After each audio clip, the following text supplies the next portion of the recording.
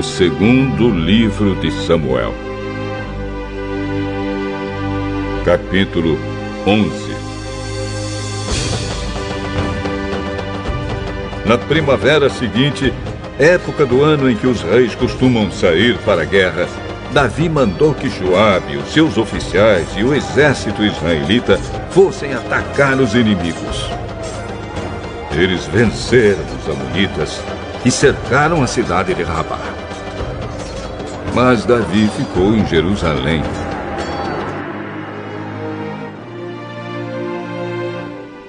Uma tarde, Davi se levantou, depois de ter dormido um pouco, e foi passear no terraço do palácio. Dali viu uma mulher muito bonita tomando banho. Aí ele mandou que descobrissem quem era aquela mulher e soube que era Batseba, filha de Eliã e esposa de Urias, o heteu. Então Davi mandou que alguns mensageiros fossem buscá-la. Eles a trouxeram. E Davi teve relações com ela. Batseba tinha justamente terminado seu ritual mensal de purificação.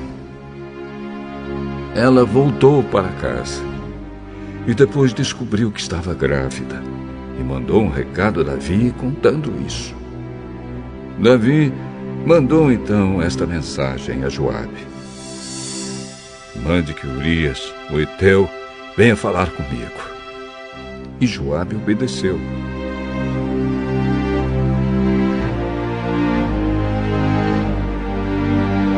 Quando Urias chegou, Davi perguntou a ele se Joabe e as tropas estavam bem e como estava indo a guerra.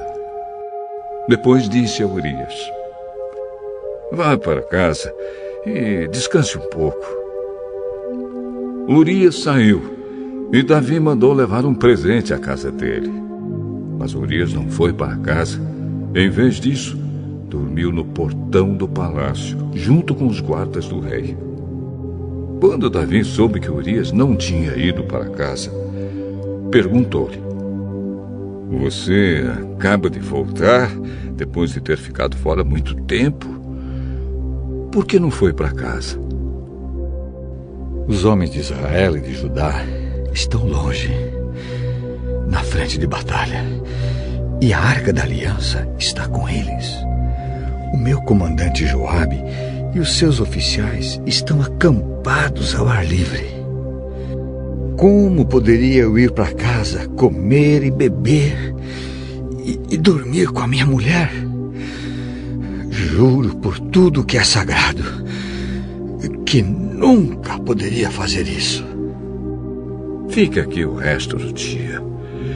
Amanhã eu o mandarei de volta.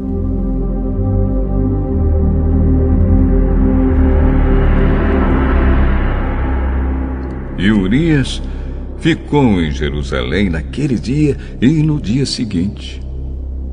Davi convidou-o para jantar e fez com que ele ficasse bêbado.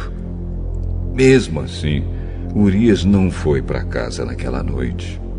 Em vez disso, dormiu no seu cobertor no quarto da guarda do palácio.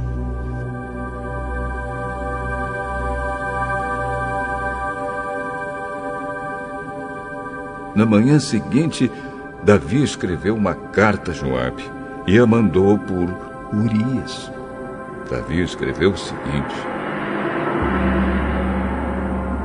ponha Urias na linha de frente, onde a luta é mais pesada. Depois se retire e deixe que ele seja morto.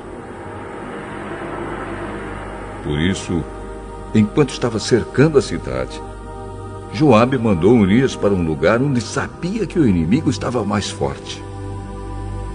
As tropas inimigas saíram da cidade, lutaram contra as forças de Joabe e mataram alguns oficiais de Davi. E Urias também foi morto.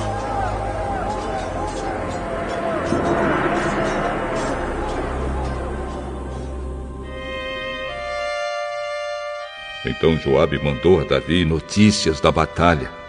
Ele disse ao mensageiro o seguinte: se depois que você contar ao rei tudo sobre a batalha, ele ficar zangado e perguntar: por que vocês chegaram tão perto da cidade para lutar com eles? Não viram que eles poderiam atirar flechas do alto da muralha? Vocês não lembram como Abimeleque, filho de Jerubezete, foi morto? Foi na cidade de Tebes, onde uma mulher atirou de cima da muralha uma pedra de moinho e o matou. Então por que vocês chegaram tão perto da muralha? Se o rei perguntar isso, responda: Urias, seu oficial, também foi morto. Então o mensageiro foi e disse a Davi o que Joabe tinha mandado. O mensageiro disse assim: os inimigos eram mais fortes do que nós e saíram para fora da cidade para lutar em campo aberto, mas nós os forçamos a voltar para o portão da cidade. Então eles atiraram flechas do alto da muralha contra nós e alguns dos seus oficiais foram mortos. E o seu oficial, Urias, também morreu. Davi respondeu ao mensageiro: anime Joabe e diga-lhe que não fique preocupado, pois numa batalha nunca se sabe quem vai morrer. Diga-lhe que ataque com mais força até conquistar a cidade. Batseba soube que o marido tinha morrido e chorou por ele. Depois que passou o tempo de luto, Davi mandou trazê-la para o palácio. Ela se tornou sua esposa e lhe deu um filho. Mas o Senhor não gostou do que Davi tinha feito.